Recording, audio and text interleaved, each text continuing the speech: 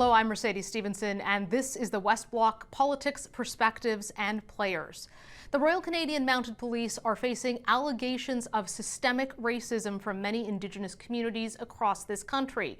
So, do the RCMP believe they have a problem, and what are they doing about it? I sat down with Brenda Lucki, the Commissioner of the RCMP. Joining me now is the Commissioner of the Royal Canadian Mounted Police, Brenda Lucki. Thank you for joining us, Commissioner. Thank you, Mercedes. There's been a lot of discussion around systemic racism and policing. Do you believe that there's systemic racism in the RCMP? You know, it's a question I haven't been struggling with, but I've been struggling with the definition of systemic racism. And when I think of unconscious bias, there is unconscious bias in the RCMP, most definitely. And there is, we live in a society where the inequities persist, and police are part of that society. And so, yes, we have a responsibility to promote that inclusion and make sure we don't have that racism. So does that mean that you do believe there's systemic racism in the force, or just unconscious bias? No, I think there's times when our members don't act according to our core values, including racism. And when that happens, we need to hold those members to account. Do you think, though, that those are just one-off occasions with some officers? Because systemic racism is more about how the system works. It's built in, it's institutional versus just a few bad apples.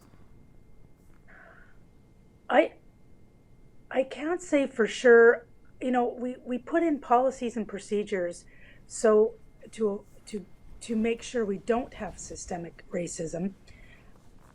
And I think for many of our members are doing great work every single day. There are members, of course, who are not following our core values. And one of our core values, I say, is integrity, and that's doing the right thing when nobody's looking. And if they are not treating people with dignity and respect, there is no room for that in my organization. And that includes, there's no room for racism. I don't, to say systemically that we have racism, I think systemically there's racism in most organizations. And I don't think the RCMP is immune to that. There are many Indigenous leaders who say they believe there is systemic racism, and that as long as leaders in the RCMP won't acknowledge that, they can't change the organization. Do you think they're wrong?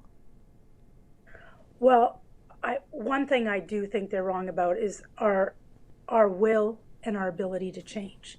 Because this is a moment, a big time in history, and a big time for police to step it up. And the bar is set high, but so are my expectations for my organization. And I am so absolutely determined to make the change. And I think it's a moment for leaders, including myself and all my commanding officers and all my members of our senior executive committee, to be leading the organization. And we're an organization that is very keen to change. Well, and speaking of leaders in your organization, Deputy Commissioner Curtis Blocky, he is the commanding officer in Alberta, came out and said that he does not believe there is systemic racism in policing in Canada, systemic racism in the RCMP. What did you think of his comments? Well, I reached out to him this morning. Obviously, I wanted to hear more about what he meant. And he explained to me that when he made those comments, he was talking to the pervasiveness of racism in our organization. And I think we all struggle with the fact that there's a lot of members doing a lot of good work. And when there is members that aren't doing good work, we need to deal with it. But when he talked about not having systemic racism in the RCMP in Alberta, he was referring to the fact that it wasn't across every corner of our organization. That's where he was, when he explained to me this morning. And I think he put a clarifying statement out last night because he felt that that's not what he wanted to say. He didn't want to deny that there wasn't any racism. He just didn't feel that it was pervasive, and that there exists. But that's where he was coming from with his comments. But in our conversation. I think in many ways that is the issue, is that people are saying it is systemic, it is throughout the system, it is throughout the institution. So if you have somebody in that senior of a position clearly saying he doesn't believe that's the case, and in his follow-up statement, he didn't walk that back, he didn't say he does think there is systemic racism in the RCMP, how do you have reconciliation with these Indigenous communities who have such a fractured relationship with the RCMP? I don't know if it's the recognition of something or not. It's the actions that you take. And I think that our actions need to speak louder than our words. And I think what we do going forward is going to tell our story. I think there is no room to not treat people with dignity and respect. And we cannot assume respect. Respect in our organization needs to be earned, and we need to maintain the trust and gain more trust in the Canadian citizens, including our Indigenous population. So we need to make those actions clear and concise, and make sure the ones who do not follow our core values or have actions in line with our core values will be held accountable. Absolutely. We need to take responsibility for those actions. Speaking of actions, a lot of Canadians were shocked by the video that came out of Nunavut of an RCMP officer striking a man with his truck door to knock him down before arresting him. What were your thoughts when you saw that video? Of course, I was concerned when I saw the video. I won't deny that. And as soon as that occurrence happened, we called in an outside police agency, the Ottawa Police Service, to do a full investigation on that. And we'll get the results of that. We look at that type of incident, and I say to myself, I need to go backwards and say, do our members have the right training? Do our policies and procedures fall in line? What circumstances, how did that happen?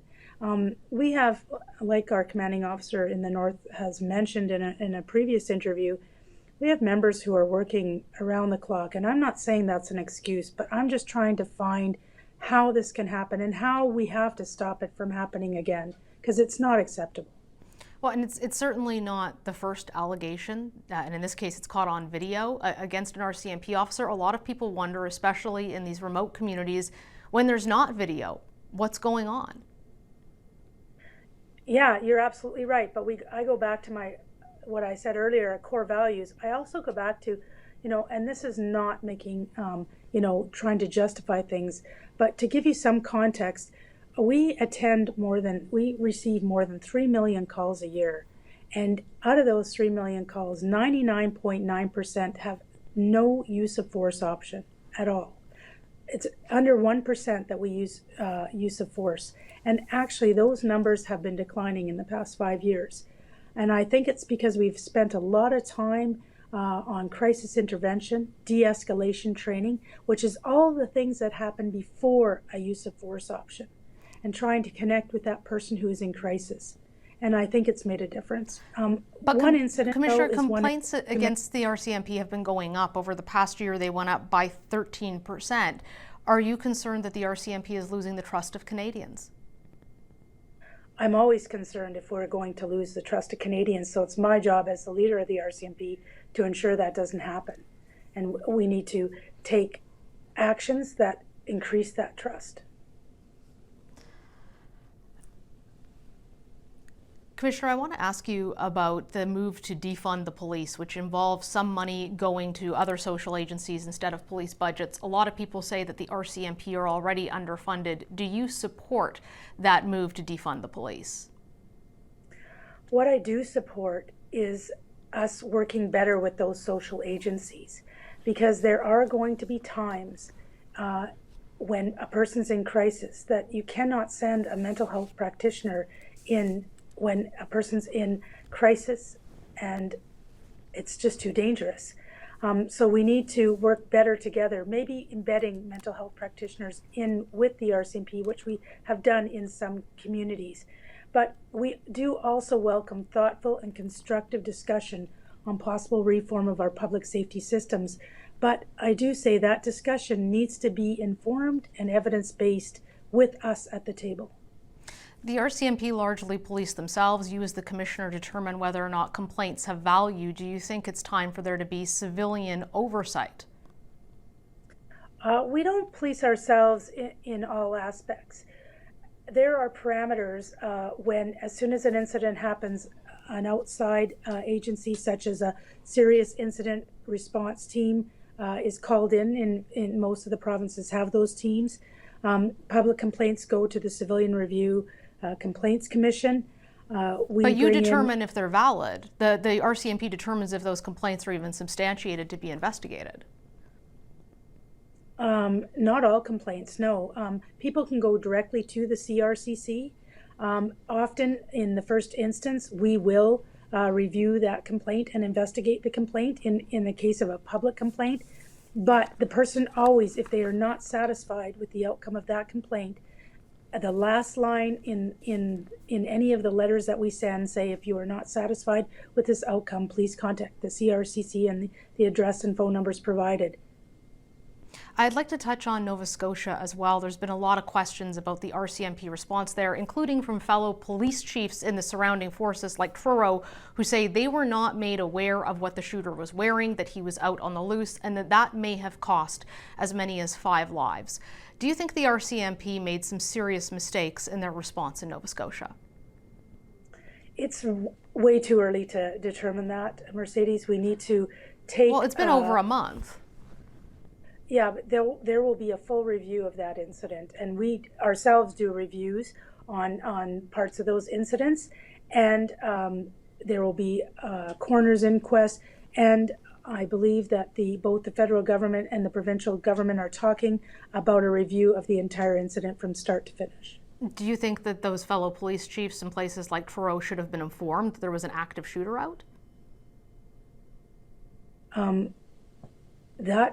Yeah, everybody should be informed in the police community when it's appropriate, and I can't walk a mile in those people's shoes for that incident, and that's why this review is so very important. Finally, you are the commissioner of the RCMP. Do you think that there should be stiffer penalties for officers who engage in unacceptable behavior, and do you think that you as the commissioner should be able to fire them? We have a range of disciplinary actions that range from operational guidance to dismissal. So I do already have those powers. Do you think you should use them more often? Well, each case is taken on its own merit. We look at the aggravating and the mitigating factors.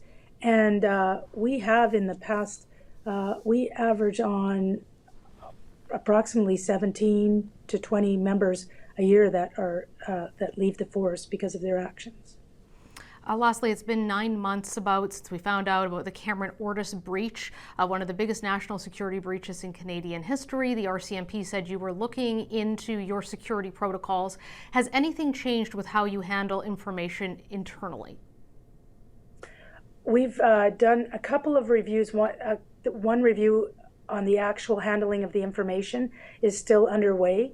And we've done a review of the actual unit specific on the human resource side, and that review was done independently, and the initial report has been completed, I believe, but we're still working through that. Commissioner, thank you very much for your time today. No, thank you for your very respectful questions. That's all the time we have for today. For the West Block, I'm Mercedes Stephenson.